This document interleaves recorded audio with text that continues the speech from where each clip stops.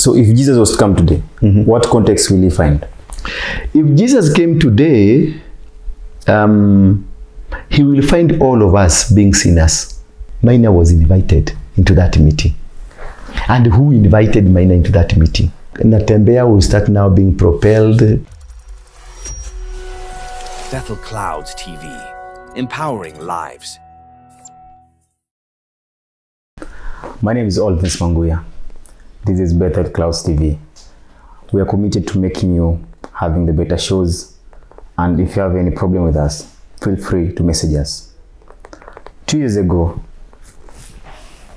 the church and all the religion were among the ones tweaking and grasping on the transformation of the government. They were among those ones that made sure the President William Samuel Ruto takes government, portraying him as the son of Jesus, as he was the Messiah at that time. But today, all the Gen Zs are protesting. There's so much abductions right now, and that no one can stop. So with us here, we have Apostle Ndura Waruinge to give us what changed and why is it that now they're refusing the brown envelopes.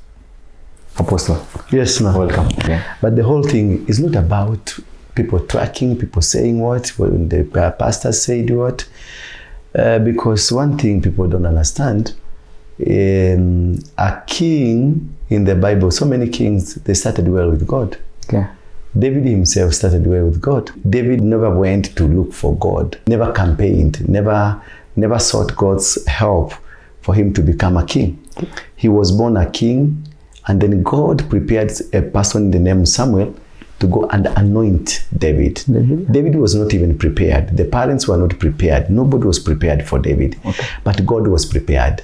Unfortunately, as David became the king, he did a lot of battles. Okay. He fought with so many people. He fought with Goliath. He fought with the Philistines. He fought with so many guys around. And also he had a battle with Saul. As time went by, eventually David became the king. Okay. Irrespective of the much resistance that was between David, Saul, and the people that were around. The obstructions that was between David and the kingship. Okay. He eventually conquered every mountain. And in all this, what he was doing, he was using the power of God. He was using God. It is God that was in him. God was guiding him. God was taking him. God was prospering him. And he became whatever he became. Now the issue here is one, that after all these things happening, David, at the end of the day, misbehaved. Yeah, and God was unhappy with him. Okay. But God did not punish him. He punished his own son, because David was a king anointed, and I think God is his own way, and in his own wisdom, he thought it was wise not to punish him, but to punish the son. And the son really suffered. But along the way, you see in the Psalms, David is crying much to God, begging for mercy, crying for forgiveness, for pardoning. And I remember when he took this wife of somebody, they gave birth to a baby, God killed the baby. So, you getting me? Yeah. So being elected on a platform of godly platform, being elected, and the people say this is a man that God has chosen for us, does not necessarily mean that that person will turn away from God. But we are pastors, and we started as pastors, bishops, reverends, teachers of the word. But you hear one place, another place, you hear that a pastor was caught with somebody's wife. A pastor was caught with a young child. A pastor was caught having sex with an animal. The animal, when you started being with God, the animal was not there. When you started with God, that's somebody's wife was not there. You are a good person doing the will of God, only that you changed along the way. Samson was a good man, but along the way he changed. Moses, as good as he was, He was not able to get to Canaan. Why? Because he missed. He didn't do the will of God. He was carrying the tablets. He finds some people who were worshipping another idol, and then he splashes them down. He destroys everything. Did God tell him to destroy? No. Did God tell him to write a tablet? No. Were the bad tablets his? No. They were godly. It's God who had given him the tablet. Go take this to my children. Go take this to my people. Instead, he chose to do his will. And that is what stopped him from entering Canaan. So men and the women of God, who I was one of them, I never prophesied for Ruto to become the president. But I 100% supported him. Okay. Why did I support him? That's a different opinion from the one you people think. Uhuru Kenyatta had his own preferred candidate. And I take you back a little bit. Uhuru Kenyatta had a meeting with Ruto in Afraha Stadium. Yeah. And at Afraha Stadium, they made a covenant before men and the women of God. I'll support you. Yes, they made a covenant. We are going to work together. Yeah. The union of Ruto and Uhuru was brought together by men and the women of God. Afraha Stadium, we were there as men of God and men of the cloth. Then we put them through a covenant that you guys, you are going to work together, and no single any other day shall we shed blood because of politics. Then at a first stadium, we brought them together, and they exchanged vows that I will support you and I will support you. So Ruto made a dedication to Uhuru, and before God, that I will support your cause. Uhuru did the same before men of God and before God, that this is what I'm going to do. There was a divorce. They agreed, this is what you're going to do. Unfortunately, along the way, there was a divorce. Who caused the divorce? The entry of one Raila Amolo Odinga caused the divorce. Otherwise, if they had worked together, yes, they had their own problem, their own challenges, their own difficulties, just like any marriage will have a problem. But somebody came in between. And the Bible says, whosoever that puts asunder to that which I have anointed, I will cause also some punishment upon them. So was the divorce natural or was the divorce forced? That's the point, Apostle. If we believe Raila is the one that broke the marriage, right? And then he has come again, he's taken over the same another marriage. Yes. It was not his first marriage to break. Okay. He had a marriage between Saitoti and Moi. Saitoti was preferred candidate according to the constitution and according to the party constitution. Yeah. Because Saitoti was the vice president, he was better positioned to become the president of the Republic of Kenya than Uhuru.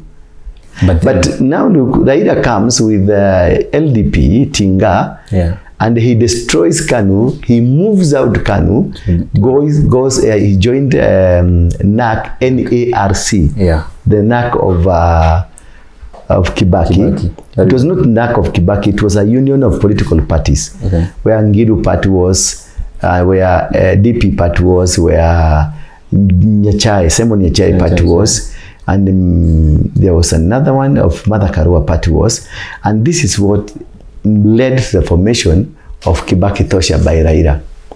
Raila made sure that he has destroyed the ambitions of Uhuru, moved the other side, and declared Kibaki TOSHA, because all what he wanted is to make sure the union of these two parties, the RUTO-Uhuru union, does not work. Because RUTO-Uhuru union did not start yesterday. It was there 2002, the first election, which Kibaki won. So this man, from the word go, was against the union between Ruto and Uhuru. He made sure that Uhuru does not become the president, and therefore he was able to make them. And then after that, he joins Kibaki. Then he was promised a seat of, I think, a prime minister. Yeah. But before the constitution was changed, they gave him a chief minister, the seat that so it was a prime minister. Mudavadi is holding. So, yeah. He was given a chief minister With no power. With no power. Then he was taken to roads and he was able to work. And again, he was moved to public works. They worked a little bit. Things were working until again, then he felt like he is not given his rightful thing, because they kept telling him that the constitution has to be changed for you to get the prime minister post, because it was not in the constitution. Though they did that and they agreed and the constitution was said and he became the prime minister, still yet when he was the prime minister, he was still fighting. He was still pushing. But it's okay. Many will say Raila is a human being, it's Satan, right? So if he's able to take to come into all those marriages and before, do we blame the church as the youths? Because that's what I was trying to come to explain to you. Okay. The cause of the actual divorce was a man called Raila Odinga. But remember, at the Afraha Stadium, there was a covenant. yeah. And this covenant was done before man and before God. The people who are witnesses for this covenant were men and women of God.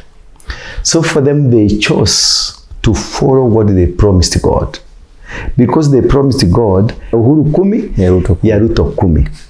So men who supported Ruto, they never supported Ruto because they loved Ruto. But they made a vow to God that after we are done with this man, we shall be supporting this man. And there was nobody who came out to say God has rejected this union. That's true. And we had a history who has caused the separation. It is the same man who tried to stop Uhuru and Ruto becoming the president. Yeah. Now again, he is inside them, splitting them. He has also moved again to split Ruto and Gachagua, meaning this man has been following somebody strictly to make sure this somebody will never have peace in his life. Because then it is YK92 that caused him not to be given a slot or a support of the president. By then, who are the leaders of YK92? It is Ruto, Jirongo. This guy who was working in youth fund, the one who was arrested, the Luo guy. You remember they went to school together with Uhuru at St. Mary's, and many others who are working with YK92. This is the team that prevented Raila from ascending. So if you look at the trend of Raila, he has always tried to work to destroy this team completely and make sure they don't have peace of their leadership, of peace of their mind. Therefore, this is an evil plot against a lineage of something that was created to succeed in whatever way the creators wanted. I'm sure we have so many, Kenya is full of so many men of God. At that time, they will say, it's only Raila who's breaking all these things. That's what they're saying, right? Yes. But if you come to check, since we are a prayerful country, we believe Ruto will be that will transform gospel. The nation will be led by gospel, right? So how is it that we have so many men of God who can't, because it came through prayer. At that time alikuwa anakuja analia anasema akaitwa mtoto wa Yesu, alikuja na Biblia. Lakini at that time Uhuru warned us, akatuambia this guy is dangerous. We didn't take it. Yeah. At that time there were so many brown envelopes to church. Yes. Then what wakakata, because is it Uhuru that was speaking, or is Raila speaking through the mouth of Uhuru? The entire leadership of Uhuru became that of a vagabond. He was never listening to anybody. He was only listening to Raila. Yeah. He was even calling Raila Baba. You see, at some point he went and he called Ruto, huyu kijana, because he himself thought he had graduated to become a mzee like Raila. So when we are dealing with witchcraft and when you are dealing with God, these are two different aspects of life. Because the politics of Kenya is doomed with witchcraft. And these families, or this kind of politicians we have around, 90% of politicians, they are witches. And they perform witchcraft a lot, and they believe in witchcraft, and they walk in witchcraft. because they have different types of altars. If I can tell you how these people do their campaigns, then you'll be shocked to know that you don't have anybody. The people of the cloth, they found themselves in between a rock and what? And a hard place. A hard place, yeah. They thought they are dealing with genuine people. They thought they are dealing with clear people. And they thought that because they are men of God, whichever that they think is not right, they can be able to change it. Unfortunately, when they got into there, they forgot to follow the promises they did to God. So that is where also men and women of God got lost. So when RUTO became the president, they followed RUTO to State House instead of stopping where their mandate ended. Because their mandate ended at praying for RUTO to become the president. Once you pray, you get out. You don't go dining with the kings. Because the day you will sit down and dine with the king will plot your downfall. Because you go bragging, tulikuombea, bragging, tulifanya, bragging, kama si maombi yetu, bragging, kama si nini. The continuity of bragging develops an attack, a spiritual attack against the same people who you are eating with. And the moment you sit down and eat with a king, the anointing in you disappears. So you will be no longer the man of God that people thought you are. The day you sit down and dine with a king, food is a covenant. And you sit down with and eat with a king, you dine together with a king, and then a king gives you, in his kingdom palace, gives you a gift in form of whatever, either monetary or either cow, whatever, and you receive it, you man of God.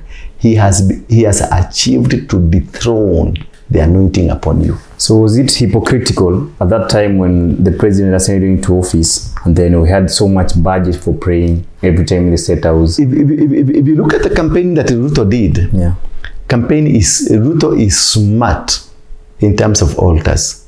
And that is why he knew at the end of the day, these people will help me to move. But at the end of the day, I will crush them down. So his agenda was fake.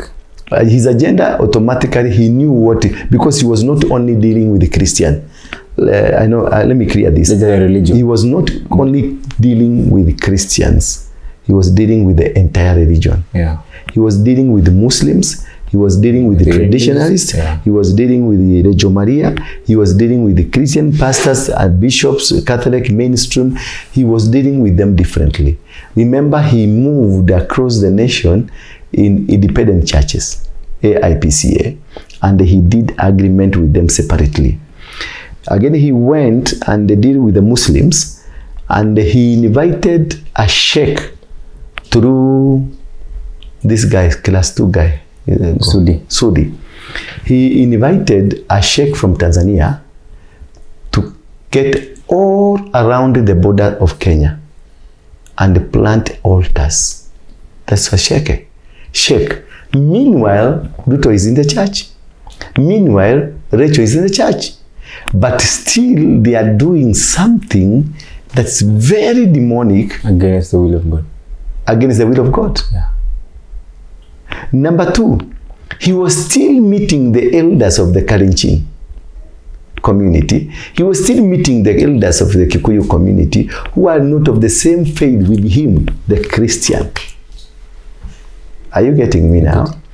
He was still meeting the Indian, the gurus in the temple, in the Lord there. He did a lot of sacrifices.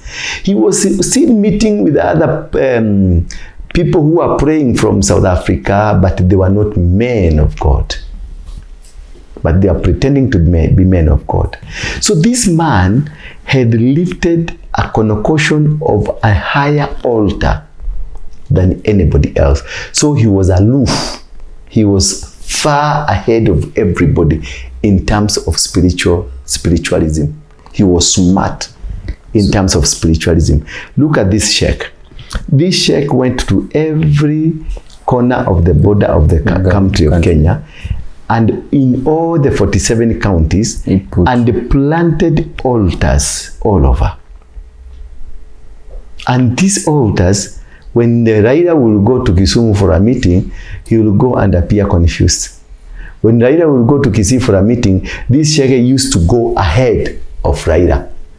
He was just directed to follow the tracks where Raila is going, where they are going to do their campaign, to lay an altar that causes confusion. That one does not mean that Christians were not there. That one does not mean that God was dead. God was still there. Because even today we have the devil himself, Lucifer is there. And we are fighting. God is still there. Lucifer is there. That does not disqualify you that you cannot sin because you're a man of God.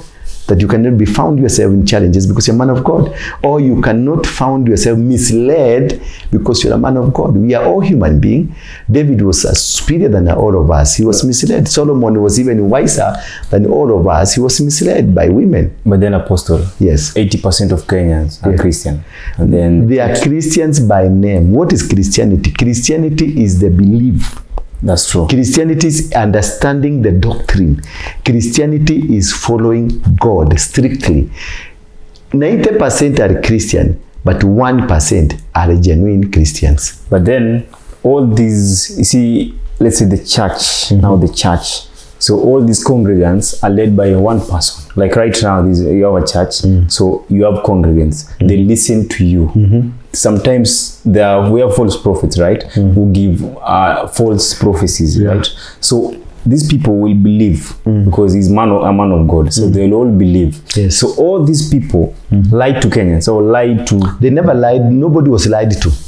Okay. They were strictly to the covenant that was erected during the Abraham meeting. Okay. Nobody lied to anybody.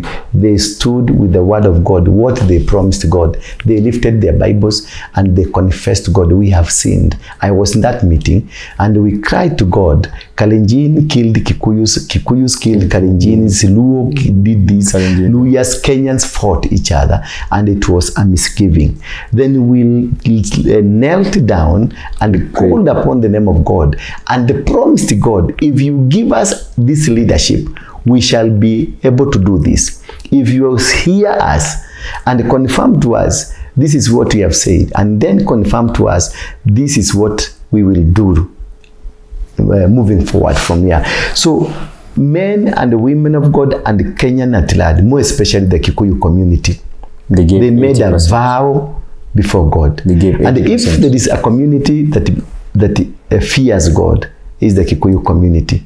Whatever they said, they will do to you. That is what they do. If they say they are going to kill you, they will kill you. If they say they are going to be a blessing in your life, they are going to be a blessing in your life. If they say they have divorced you, they will divorce you. If they say they are going to support you, they will support you with their money, with everything. So this is a community that believes in God. They might not be so much 100% to God, but they believe one thing, that there's God in heaven. A God that you don't lie to. So if Jesus was to come today, what context will he find? If Jesus came today, he will find all of us being sinners. Because every single day Jesus taught us one thing. This is how you will be playing. That this is how you will be playing. Not this is how you pray. It is a present continuous tense statement. That this is how you will be doing.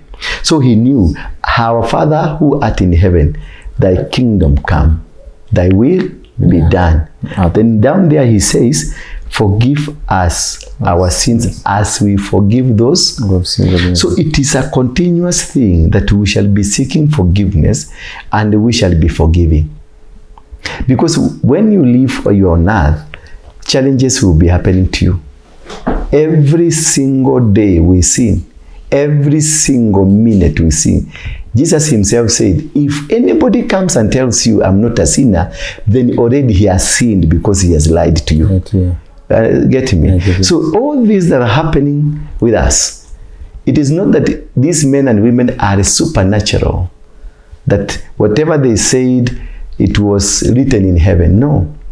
We have Moses who sinned against God. He's a man that was lifted by God. We have Jesus himself who went and found people in the temple, they were doing business. And he pulled up a nyahunyo, then he beat everybody inside. He turned the tables upside down. Did God send him to go and do that? Why did he beat people? If you beat people right now, what will happen to you? You'll be taken to prison. Yeah. So, and then he came as they were walking from Kayole coming up this way. They were so hungry, and he saw a tree, and the tree was so promising because it had green leaves. And then he told, I will imagine he told the disciples, when he reached there, what did he do?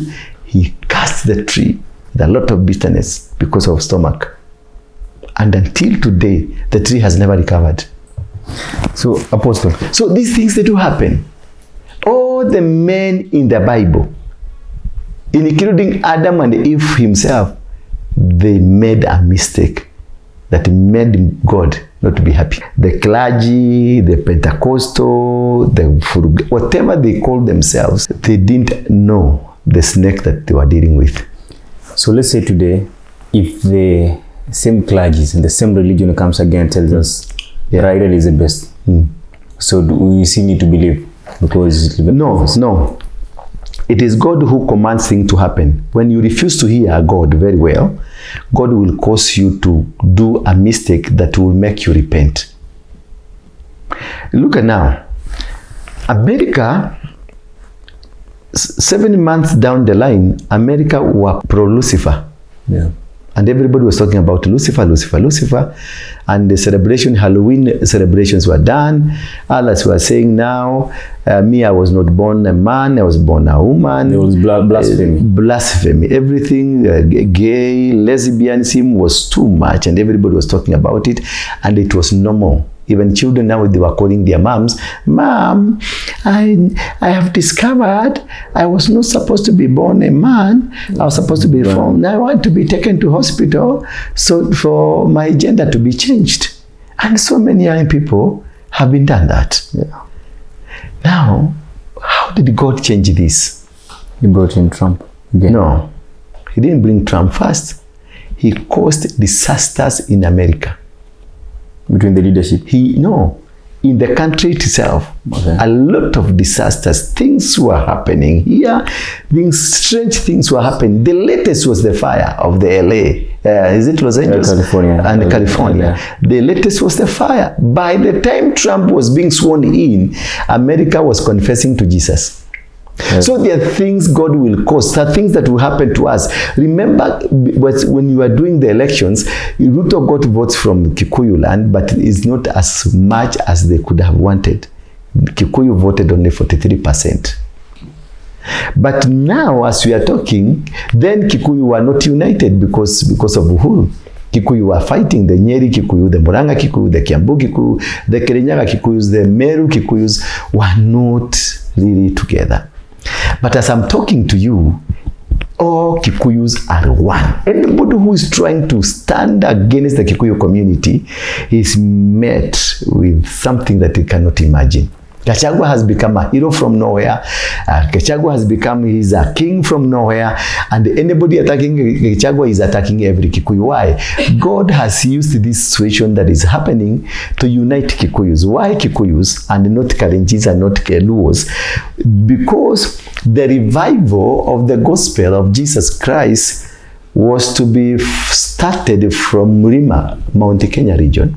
Then this will shift to other regions, Eldoret, Nakuru, will shift to other places. So what was the seed of the revival? The seed of the revival is in Mount Kenya region. So therefore, that is why the attack on Mount Kenya is so strong. And therefore, the attack on Mount Kenya is used by God to bring Mount Kenya people so that they can pray in one accord, that God will initiate the process of the revival.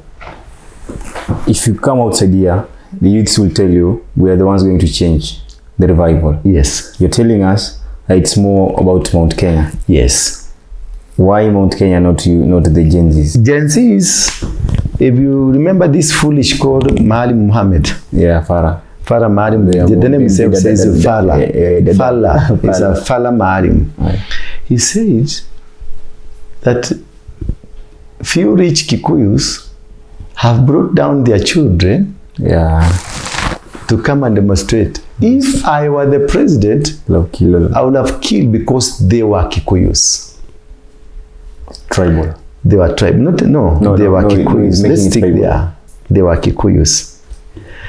And therefore, the Gen Z movement was started by the Kikuyus children. That's what I'm referring to, Mulima. So the first ever demonstration of children from Waruinge, children from Runda, children from Kayole coming together for a cause. Young people, this is the time the Gen Z rose up and they made a statement and they did a revolution in entire Africa. In fact, one of the countries, Bangladesh, is it Bangladesh or where? Kazakhstan or? No, it's Bangladesh. Bangladesh. Where the president was removed because of an act of Kenya. Nigeria, things happened. Uganda, things happened. All of Africa, things happened. Because that is what we call the revival. The revival is not going for a crusade. The revival is not in the church. The revival was not in the big political rallies. The revival was the renaissance of Jesus Christ.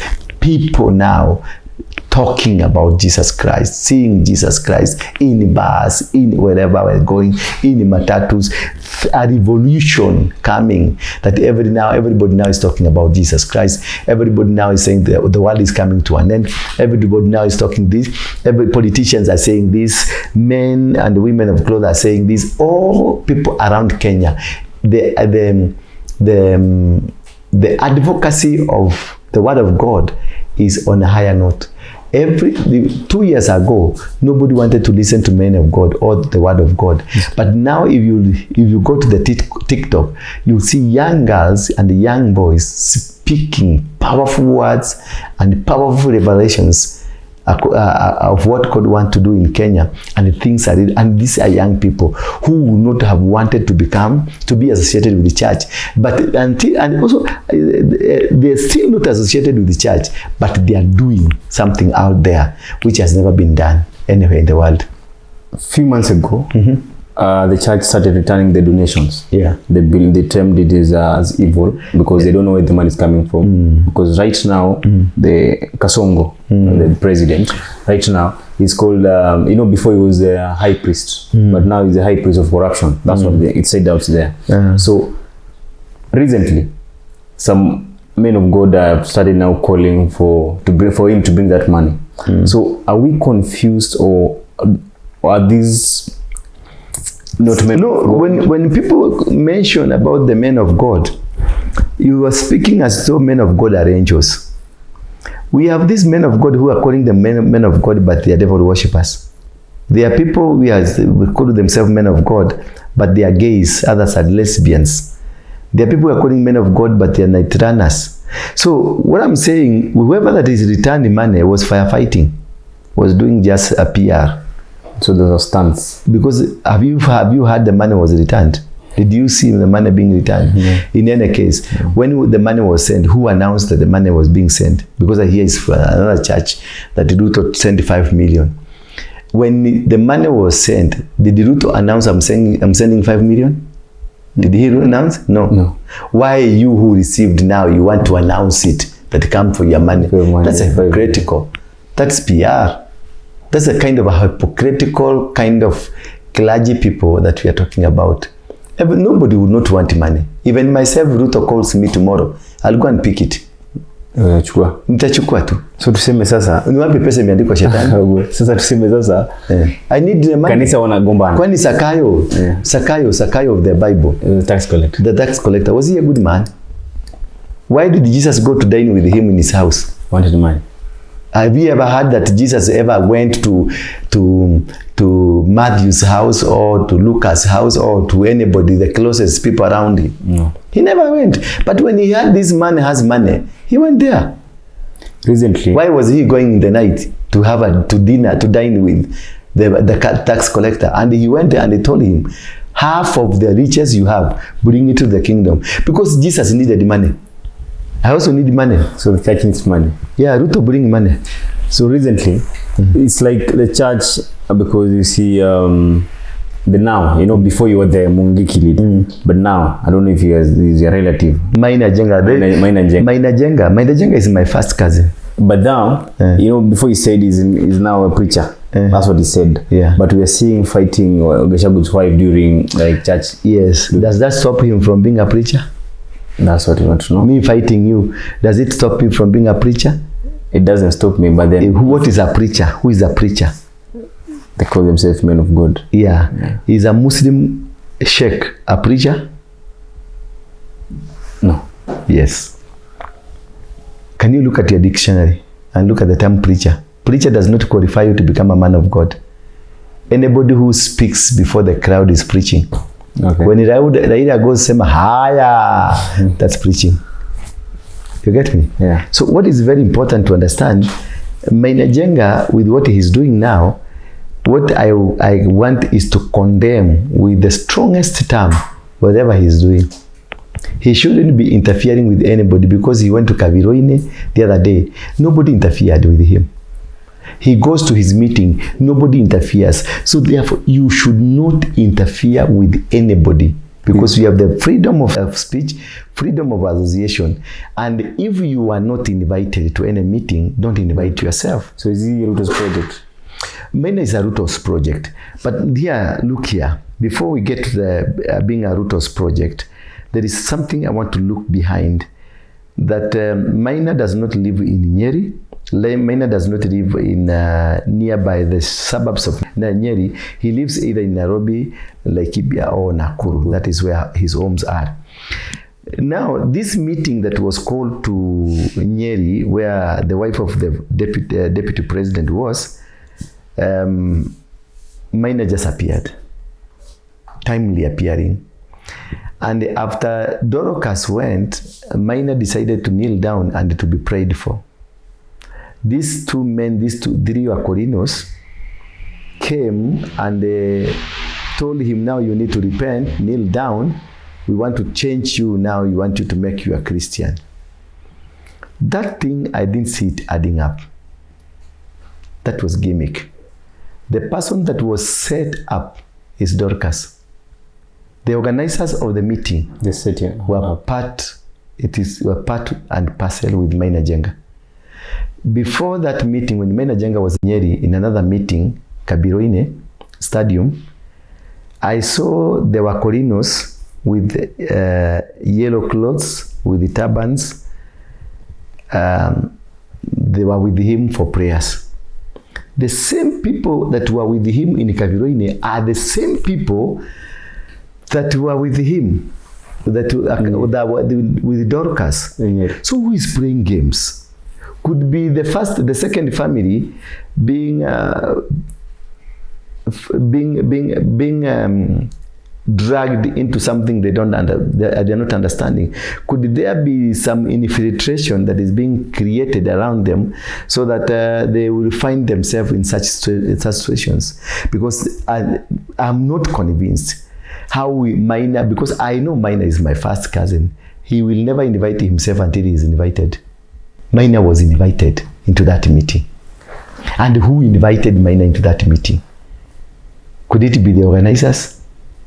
Could it be somebody else who pretended to be the part of the prayer team, and then they called him and they told him this is a time to come? Because that was a gimmick. That was not genuine. Somebody with them was part and parcel of what was happening. Parting shots. What's the way forward for Ruto? Ruto has failed and he will never recover. There's no way out for him. And the more he's engaging with the people, the more a revolution is coming. My parting shot is that now he should go for fasting.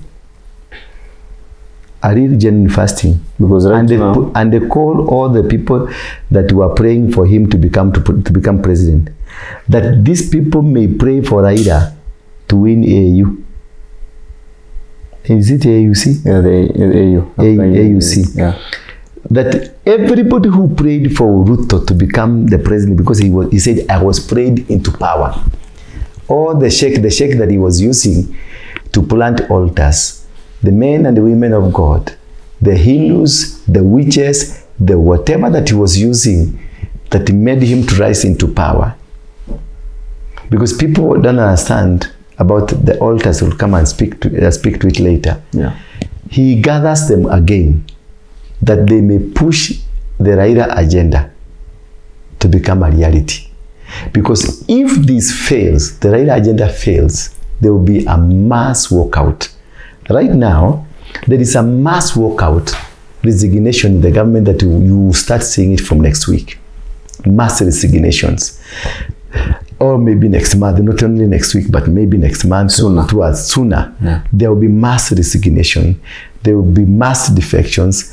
The Luya land will defect from ANC. They will go and join another party. Natembea will start now being propelled. A person like this former Minister for Security, Matiang'i, will come up. Whatever Gachagua is doing he has been assigned by the people behind him, concentrate with Mount Kenya. Somebody will be told concentrate with the Kisii. Somebody will be told concentrate with Luya land. Kalonzo is being concentrating to make sure that they have blocks. And as we have blocks, there will be a lot of demonstrations are coming. And as we have a lot of demonstrations, he will try to kill some people so that he silences. And the more he open up fire, his mouth or his money, he will be opening a can of worms, and things will not work for him at all. He's headed to a definite stop. Because for him, he's saying, he's just stamping that he'll win the elections. He believes in scheming. Yeah. Right now, if I can tell you, they are doing a lot of massive registrations of people from Somalia. Okay, yeah. To have Kenyan IDs. People from Uganda are coming, so many of them, because they want to bridge the gap that will be created by the exit of the Kikuyu community. But God has many ways of doing things. There are so many ways of killing a rat. And if God has said no to you, you will try to stop anything and it will not work. It is not about pastors, it's not about the church. It is about the interest of God in Kenya. If Trump became the president despite the obstacles that were created, he's doing nothing. I wish now he start reorganizing, just like Hezekiah was told by Isaiah. When Isaiah was sent by God to go and tell Hezekiah, prepare yourself, you are coming home. So I think that is what he should be doing, preparation to hand over the earthly things that he's having. So, Apostle, thank you so much for your enlightenment. Our viewers, please kindly subscribe. It's our commitment that we're going to give you as many shows as much as we can, and please feel free to give your feedbacks. Thank you. Deathful Clouds TV, empowering lives.